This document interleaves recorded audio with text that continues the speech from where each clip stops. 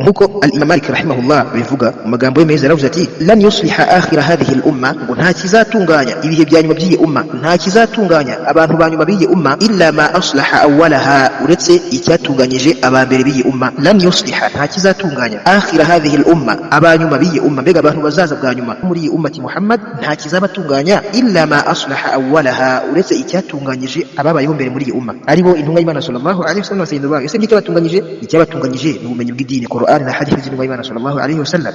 Aravuga ati wama lam yakun yawma idhin dinan, ikitari mu idini muri icyo gihe cy'intumwa y'Imana sallallahu alaihi wasallam, fala yakunu al-yawma dinan, uyu munsi ntawe gishobora kuba idini. Ni kuvuga rero dushaka gutungana koko turi abanyakuri. Umuntu w'umunyakuri ushaka gutungana no gutunganikirwa nuko agomba gukoresha inzira intumwa y'Imana sallallahu alaihi wasallam yakoresheje mu gutunganya abasangido bayo, ari inzira yo kwikumenya bw'idini. Allah bivuga wa anzala alayka al-kitaba, aho Allah abwira intumwa y'Imana ati Allah yakumana igitabo cya Qur'an, wa 'allamaka ma lam takun ta'lam, anakwigisha ibitaruzi, wa kana fadlullahi alayka 'azima, ngo kandi ingabire za Allah subhanahu wa ta'ala kuri wowe zirahambaye cyane. Ni kuvuga rero inzira nta yindi birusanga birukanka mu mihanda, haba akantu gato bagiye kwigaragambya, haba akantu gato gusanga wakumva ngo umugati niwe ngo wazamutse gusa ugasanga abantu bagiye mu muhanda, ibintu byahenze abantu bagiye mu mihanda, ibyo byose n'ubujiji ntabwo bishobora gutunganya, ahubwo bikomeza gutuma ubuzima bukomera. Ni kuvuga rero inzira nyayo ni ukwiga idini ya Allah subhanahu wa ta'ala, kwisobanukirwa, niyo izaduha umurongo nyawo wo gutungana mu buzima bw'isi ndetse no mu idini ryacu rya Allah subhanahu wa ta'ala.